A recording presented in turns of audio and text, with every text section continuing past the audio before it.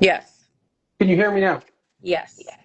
Okay, so now how do we change the title now? Okay. Let's see. Like this live page doesn't sound great because I'm trying to get, He's good, Eric. I I don't, can hear him. yeah, I don't know why Lynette is calling, or the office is calling. Okay, now Tess, you can now send this to Dr. Ziltzer and he should be able to join with you. Okay. Okay, but there's no title. That's fine. Hello, can you hear me now? I can hear you. We good? Good. Yeah, finally, yes. That's excellent. Good. We gonna get started? Let's get started. So, I saw.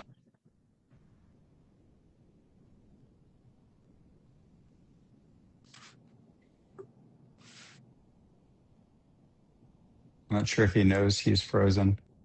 Let me see here. Is he frozen on your end too?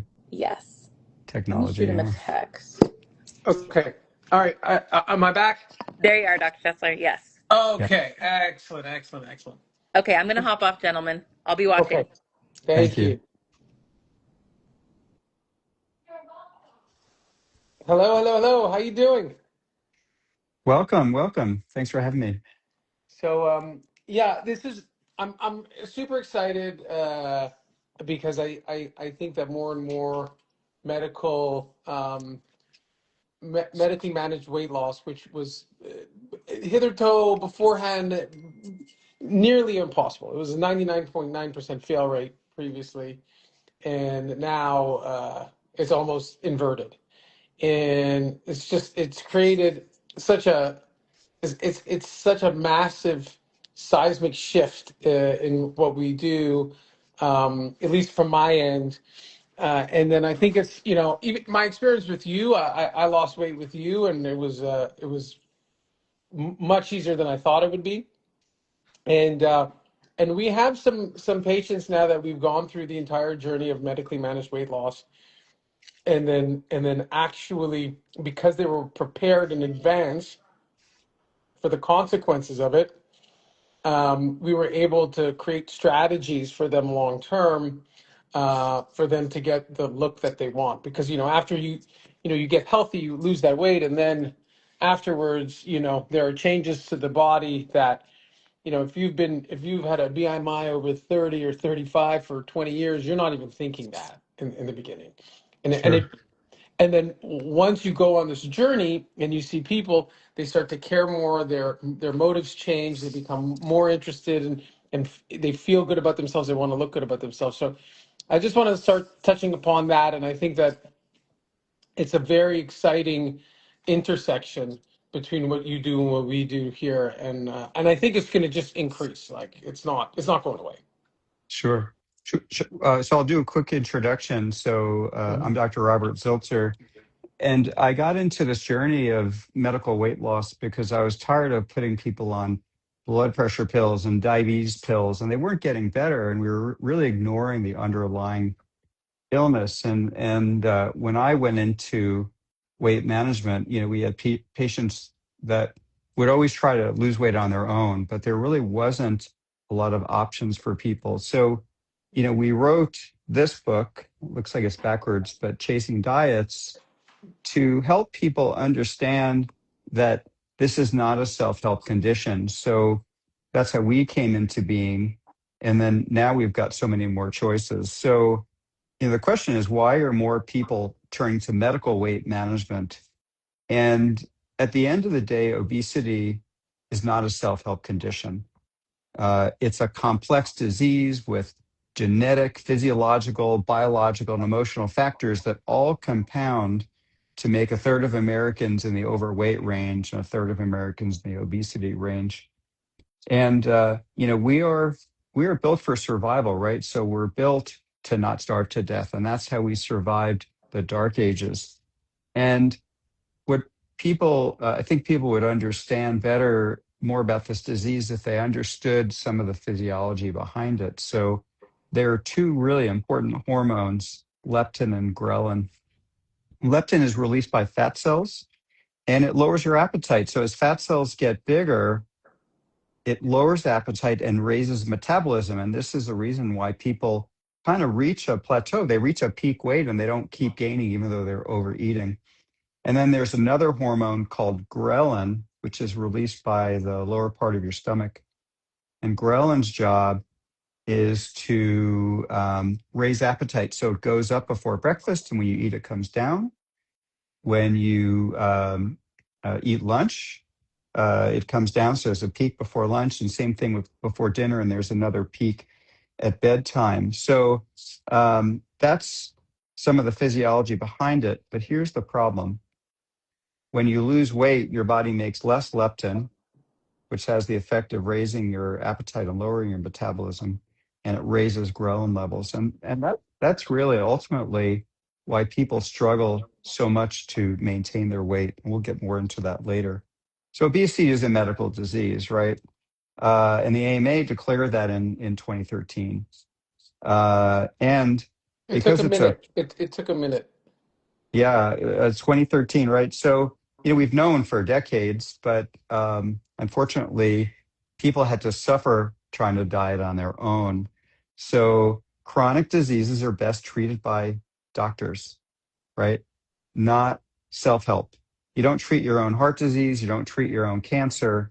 So, why would you treat your own obesity? And then, only 5% of people are able to lose weight on their own, and few are able to keep it off. So self-help diets just almost never work. So I can chat about this now, like what are the components of a medical weight loss program, or I give you a chance if you have some Sure. comments I you want just to want make. to I just want to touch on some like personal connections to what you've just said, and how true I think what you say is, and also that the population still, I think, in many ways don't get it.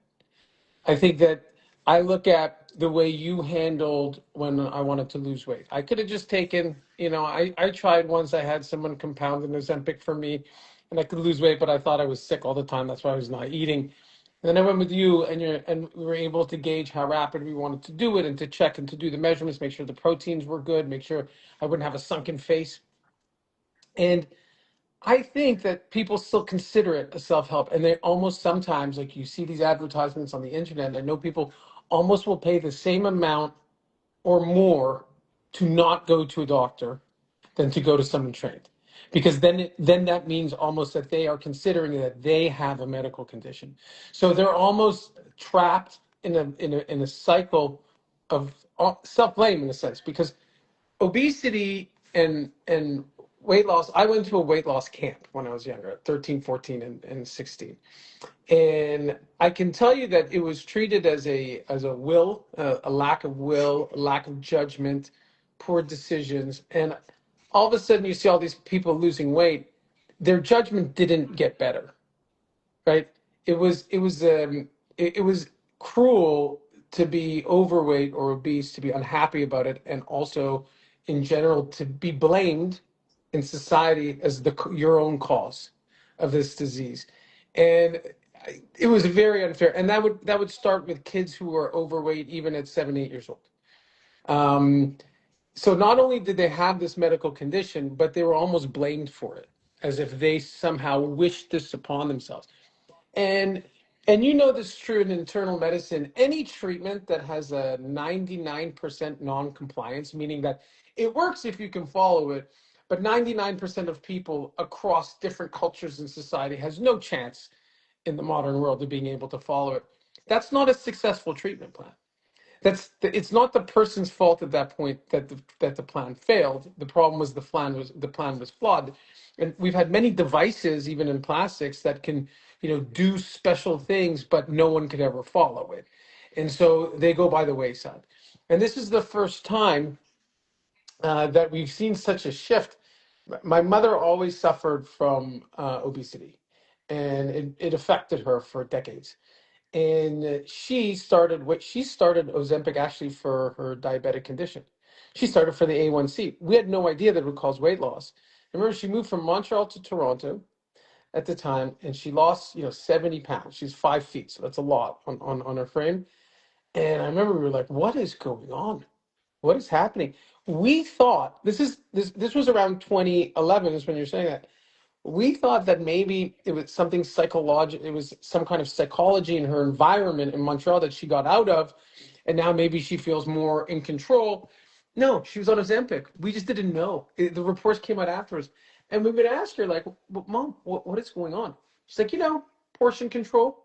We're like, portion control? Like Weight Watchers. Like, she's like, yeah, you just eat for what you're hungry with, and it was a crazy concept. Her will didn't change. She was being treated for something that was haunting her for 4 decades. She just didn't know that she was getting the right medication. And so, not only do I think there should be fluoride in the water, um, but I think that it shouldn't be done online. I think it should be done with care and to make sure that the effects of this weight loss. There's effects with weight loss, and it should be managed by professionals who are dedicated and passionate in that. It shouldn't just be you're receiving a syringe in a mailbox, and then that's it. I don't think that that's a smart situation. Sure. Well, I think people have this idea that, sure, if I just take the shot, I'll get healthier. And, what we know is that the core of any weight loss is the meal plan, the nutrition plan. And the role of the medication is not directly from weight loss. The role of the medication is to make it easier to follow your meal plan so you're not hungry, so you can eat a normal, healthy amount of food and be healthy. So as you see, when patients just go on a strong appetite suppressant, uh, they they just don't eat at all. Or when they do eat, they just eat the same unhealthy foods they were eating before, just smaller portions. And those are people who develop Ozempic face, loss of facial fat, and you see sunken eyes, and they just don't look healthy. So the core is the meal plan, and you really want to go to someone who knows what they're doing, a medical clinician that understands nutrition and healthy diets. And then the patient can decide, do I want to lose it quickly or lose it slowly? And we can do it either way. And there's data to show that faster is better. Um, and GLPs are not the only medications. We still have older medications like phentermine has got a 70, 80-year track record. 20 Contrave, which is great for cravings, metformin in some cases. So we have drugs that have been around that aren't always shots. The third piece is lifestyle change, right? So you have to learn how to develop long-term habits that are going to support. How do you deal with eating out and travel and stress eating, that kind of thing? So that's why we all of our patients attend live classes taught by psychologists and registered dietitians, because I can't teach them in our follow-up visits, our quick visits, all the things they need to learn. And then physical activity. I think people think, well, if I just exercise enough, I can get thin. Hmm. And what they've learned and what we know is that you can't exercise your way to thinness. It's impossible. You want to lose 2 pounds a week through exercise, you'd have to run 90 miles, or you just can't do it. And you'll be starved if you do that. So when you combine all those things together, that's when the magic happens. And then once people get to their goal weight, then we teach them how to stay there. So we have a long-term, management program. So the question is, how do GLP-1s work? Well, when you eat, our bodies release this hormone from our intestine called glucagon-like peptide, type 1. And it tells you you're full, tells you to stop eating. But the problem is it only has a half-life of a few minutes. So through the magic of pharmacology, they've adapted this molecule so that it lasts for weeks. So it has a Hmm. one week half-life of the two top drugs. And as a result, they're fuller all the time. So what happens? Portion sizes go down. They feel fuller quicker. And then between meals, they don't have the food noise. And I'll tell you, as you said, it's a lot easier than you expected. And we hear that over and over again. It's easier because they're not suffering. And the biggest problem we have is that we tell our patients, look, you need to eat enough protein. I think that And I told this, my sister recently started on it, and I told her, I said, Rob told me this, and I didn't believe it in the beginning. Following the plan that we had set out, and we had designed the customized one for my day and routine, and you gave me all the options. But when I did it, you're like, the hardest thing is going to be for you to actually eat what you need to eat. It wasn't this meal. I had to remind myself to do it. It was easier to be calorically under nutrition. I had less than I needed. It was easier to get below it than to stay where we needed to go. It's just conceptually, historically, this is never happened before. Yeah, and interestingly, the less you eat and the more protein, the less carbs you eat, the more fat you burn, and that releases ketones. And ketones work by suppressing your hunger hormone ghrelin. So the less you eat, the less hungry you're going to be. So the solution we have for our patients, we put them on frequent small meals. Sometimes we'll use medical shakes. Sometimes we'll use whole food or a combination of the two.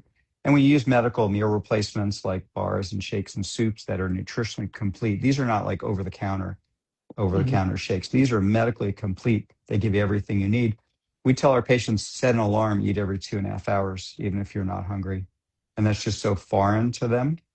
But the ones that do lose more fat, they lose less lean body mass. And that's the name of the game. How do I lose the most amount of fat while losing or even building muscle? And you can build muscle if you eat enough protein and work out while you're losing body fat. Yeah. Um, the success rate that you see is pretty astounding here. And I would say about 3 years ago was when this really reached a critical mass where we were getting a lot of deflated people. Historically, I used to work with bariatric surgeons, and we did it through the university. But historically, we were talking about people who, and even to qualify for bariatric surgery, it was these were extreme cases often. These were people who had BMIs in the 40 plus range, and even the surgeries were designed. They were still somewhat big, these people, but it was, their goals were very different than the person who's 5'5", 235, and then gets down to 170 at 50 years old. So obviously going to increase their longevity. But the last time they were at that weight, they were 22, and their skin just goes back like this. And now they're 55. I'm like, whoa, what happened here? And it's almost like we had to retrofit body contouring for this new demographic. It's like people were coming in. The exchange rate is different because they weren't ill like someone with a BMI 45. Someone with a BMI 45, when they go down, they didn't care about scars. And like they had much bigger issues historically, but these are now people who were just not feeling good. They had decades and pressures and work and family and all these things accumulate, and they were just falling behind like 5 steps a year and 5 steps a year and 5 steps a year. And now they lost weight, and they wanted different outcomes. They then start getting very cosmetically aware of their own body. And so you can't just you can't just throw the previous body contouring procedures at them, even though in principle they're the same. You have to try to find different solutions and combinations of things in order to give them the rewards they want without the old school burden of surgery that they had. And so it's been very interesting. Well, this is a new demographic. It's historically never existed before. And we that's when we reached out to you, and to others, like people who are doing, like Jared with his physical activity groups, because it's part and parcel. But we were like, people have to start planning for this from the beginning. It's successful enough. I'm sure your data will show that at your clinic, it's successful enough that you can predict that they're going to need something. Like, it's one thing if it was 50-50 going to you, but if you know you're going to be 90% plus effective, then you can start having a conversation early with people with what happens when you will be successful, because I know that there's a predictability of my treatment plan that you will likely get better. So I've got a patient, let's say they lose 100 pounds, and I saw just two this past week. So here's the question. Let's say they're getting enough nutrition. Hmm. Does the wrinkling that they end up with in their face, for example, is that wrinkling that they would have had they never gained weight in the first place, and that's just where they're at?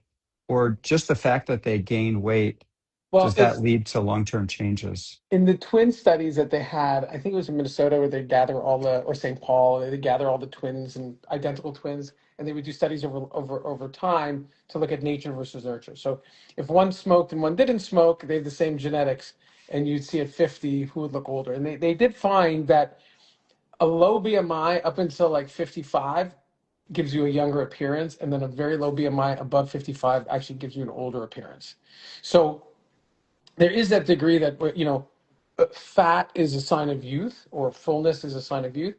But I would look at the body and body contouring as a combination of the envelope and the filling, the volume on the inside, and it's the ratio that counts.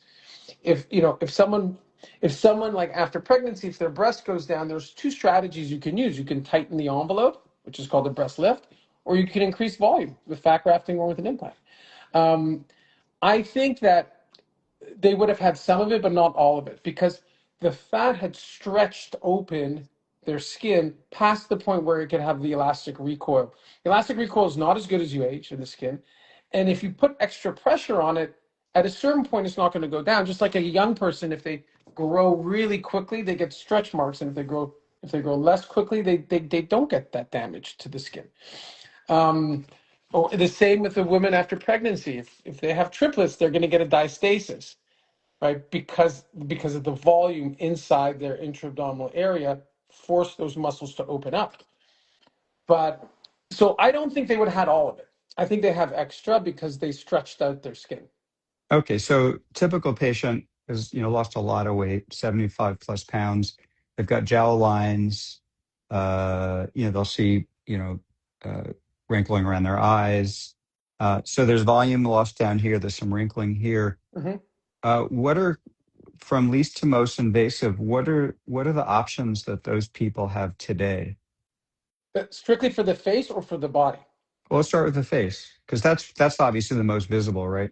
Yeah, so the face, there's traditional face and neck lifts, which is a surgical option. There's different levels of how in-depth you get depending on what the patient needs and how comfortable the surgeon is.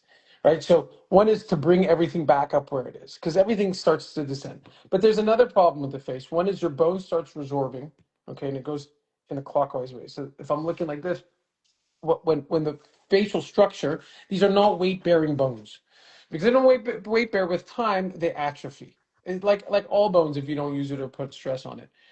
And so, but you have enough bone, it's not a dangerous thing. You can replace that with soft tissue, which is, we like to use fat. I'm not a big fan of fillers. I think it has more effects than people think. And people were worried before about fillers, how permanent they are. I think they're now worried that maybe they're more permanent than they actually thought. Um, and why would you replace, like, the ultimate graft or prosthetic is yourself, right? It's just trying to mimic something there. If you have the fat, if you have your own body, you have your own stem cells that can stimulate the native fat from replicating and undergoing hypertrophy, why would you then put in a foreign body? There's no need for it, right? So can they get that without doing a full facelift? It depends. I mean, at a certain point, there's different components, and you try to break it down. So here, if when you get like that, this is the platysma muscle. There's probably 3 or 4 different ways to treat that. So everything is an algorithm. It's like a 4x4 box, and so there's so many different combinations you can use. For the neck, you can do skin tightening. That's non-invasive. You can even through a little incision bring that platysma back together. If you have jowling, you need to do a full lift. For the volume here, just adding volume will help the entire facial structure because it lifts everything, right? You're filling up a balloon, or as I try to tell people, like, if it's an inflatable pool toy, until you have 90% of air in it, the shape doesn't come through. But when you put that last 10%, all of a sudden, the animal of the pool toy comes into focus. So I would definitely say using your own body for fillers, using your own stem cells to help stimulate and increase the health of that area. And then there's skin tightening for the neck. There's combinations of all of those. And then you have multiple different surgical attack points that you can use. And you could do, some people would want more limited, some people want, more involved. But in general, for the face, some people have a mistake. Say, you know what? I don't want to do this. I just want to put in a little volume, but you're not restoring the ratio. I think with the face, you have to attack it as a whole. You can't separate out the cheeks from the jowls from the neck. If you're going to start to get into the face, you want to maintain balance because you want their identity to remain the same. Right? Because if I just blow up the cheeks but don't do anything about the jawline, it's gonna look like a different person. Gotcha.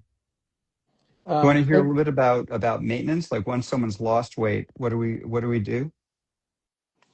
I think there's so many options now that there weren't before, and they're coming a hand in hand. Like technology really does respond to market demands. It's amazing how that works. So just as this is happening, and people are like, I don't even have the fat to restore volume once I lost it.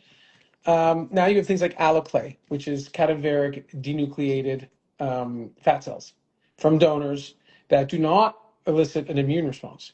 You come in there, use ultrasound, you put in like a filler. A lot of people do it for face, buttocks, like thighs, breasts. We have cryogenics. We just finished our second patient, but the first patient, she was amazing.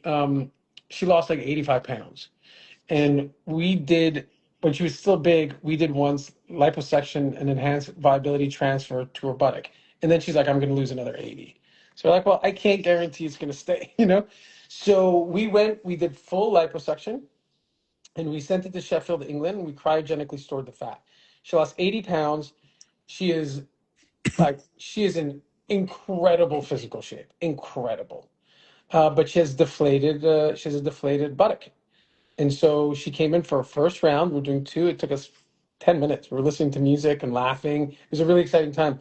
They sent back the purified viable fat cells, which they test out.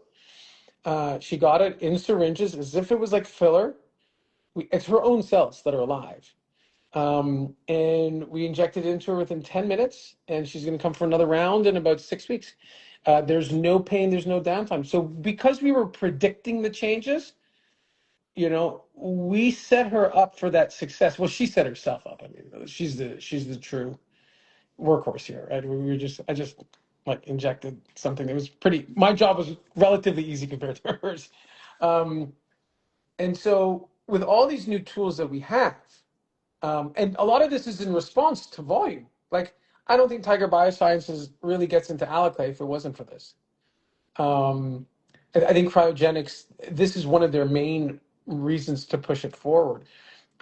And it's the same thing with harvesting fat and keeping your stem cells. I think in the near future, you're going to be able to take 3 or 4 cc's of fat, which almost everyone has, and they're going to be able to expand it. Right now, there's a little bit of, we don't want to do it, but So but grow, so actually grow it. yeah, yeah, they can do that with your stem cells already. It's legal because it's not FDA, but it's Human Tissue Authority. They're not they're kind of on the fence, and in medicine, do no harm first, right? You want to be Right. conservative.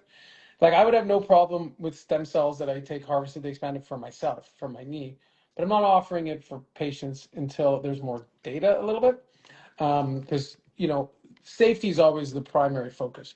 So that's in the future. Interestingly, I have a lot of patients who come to me and say, "Hey, can I just do cool sculpting? I feel like that's going to fix the problem." And Cool sculpting was a great machine yeah, because so here, hold on, right, it there's, defined. It wasn't a great machine because it was medically effective. It was a great machine because it defined the billion-dollar market. And then yes. MIT got involved, and then all the smart people came and started to figure it out using radio frequency, using helium that they ignite for skin tightening. Cool sculpting was very, very limited in its effectiveness, but it defined the need that I think a lot of people were sleeping on. Well, it's Um, not a weight loss technique. And the question is like, I mean, maybe you lose an inch, but uh, if you're actually destroying fat cells, you may actually reduce your leptin levels, which may make the problem worse. mhm. But from a cosmetic standpoint, are people going to get dramatic results if they've got major excess skin? Is cool sculpting going to be the answer for them? No. And some of So these it's falling out of favor, it sounds like. cool sculpting already, I don't know a reputable person that would really advertise this anymore. Yeah, Um, and there was other things from things like cool sculpting, like fat generation, and there were some weird things that would go on. But again, I can't blame the technology on it. Someone could have used it wrong. I don't really know. I tried cool sculpting on myself. I did one love handle with it when my good friend and colleague, who was the chief of Tulane, he got it in his office. So I put it on one love handle and not on the other, just to see if there's a difference. There was no difference. Like, I didn't see any. And I measured it pretty closely. But I think that the surgical results, for people who want filler, it's amazing, right? It's like they can avoid an implant. If their breast deflates, they can have everything ready to go, and it's their own body. Um, but I think even some of the more traditional surgeries, yes, we try to hide the scar more, we try to limit it, we try to combine it with skin tightening. So if I can get 20% skin tightening with a non-invasive device, I can reduce the surgical burden maybe 20-30%. So since they're worried about scars, that's it. But what I try to explain to people is 99% for any of these surgeries, which is skin reduction, 99% of their interaction with the population around them, you can never see it. It is a 100% reward with 0% drawback 99% of the time you're interacting. I said in the 1% of time where you're sunbathing in Ibiza naked, uh, you will have a faded scar in a hidden place that is in a normal shadow area. If you give it a year, you don't see the scar. The improvement in the contour of their body is so dramatic. And they lose weight. You see this with people, they lose 100 pounds. I mean, we're seeing people lose 100 pounds, right? And they don't see it. They don't just lose 100 pounds and it's like what you see in the movies. You're 18 years old and they get there and all of a sudden they walk in and it's like the new person was discovered and they're an amazing athlete. Now, they're not going to get the full results and benefits of that weight loss until they fix the contour. And so in many ways, it's the final step. You see them do all this work and then they finally decide. Some of them live with this stuff for a few years until they get fed up. And then they come to us and it's the final step. And I mean, it's a very rewarding situation when they're healed up and the satisfaction rate is through the roof. So we try to preempt people to consider it. You don't want people to lose 100 pounds and their arms flapping all over the place and it's causing even friction and it's causing sometimes rashes and discomfort and their clothes don't fit well.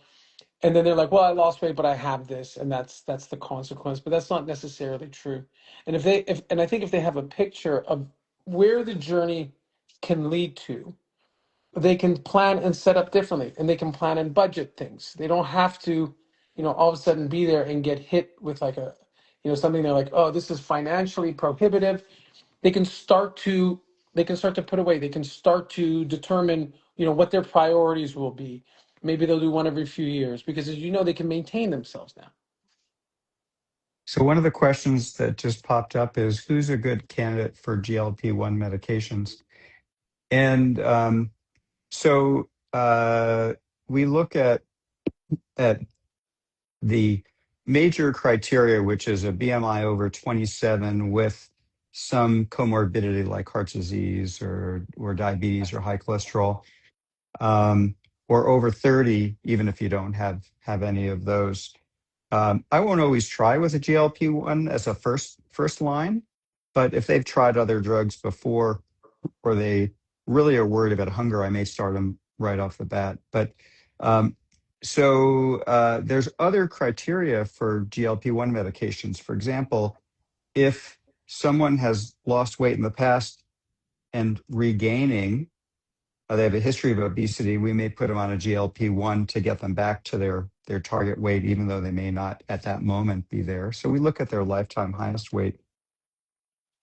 And then there's other criteria for excess body fat, like body fat over 32% in a female and 25 in a male through some other techniques we use, like bioelectrical impedance. So these are special scales that can measure body fat, and then a waist size over 35 in a female, or over 40 in a male.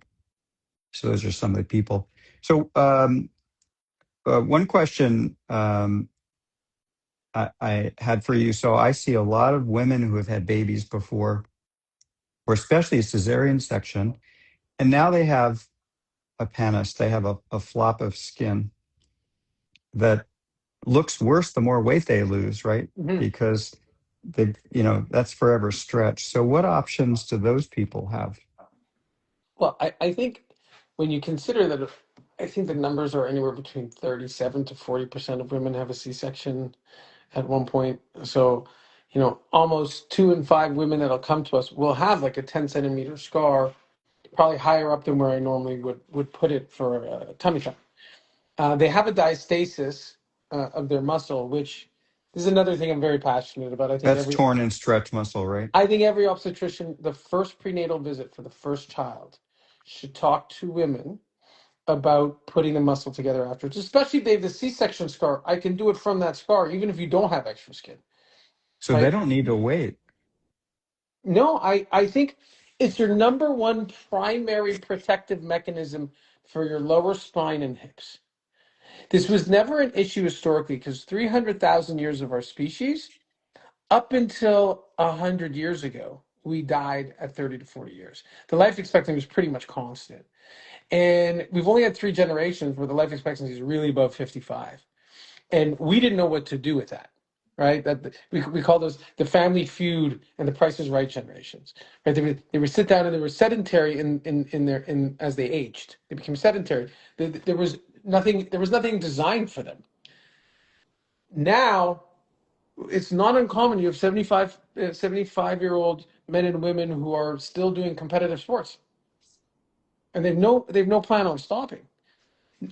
So now, if you had a diastasis and you had that 50 years and you continue to be very active, you're going to start to feel it in your 70s. It's going to have effect. You need to put that back together. It was never an issue historically because we never got there.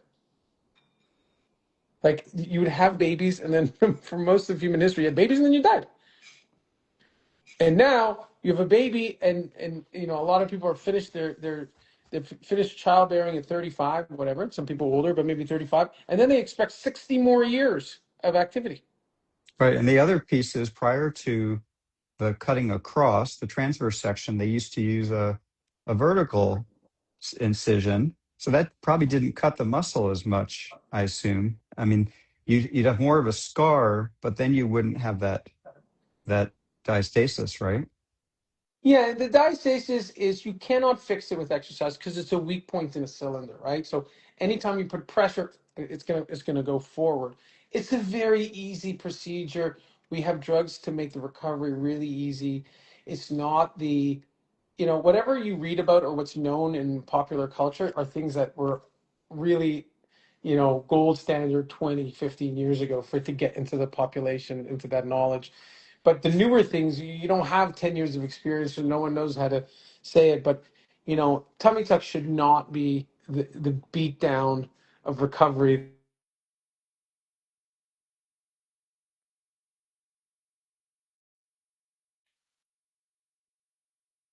Okay, Dr. Tessler is frozen.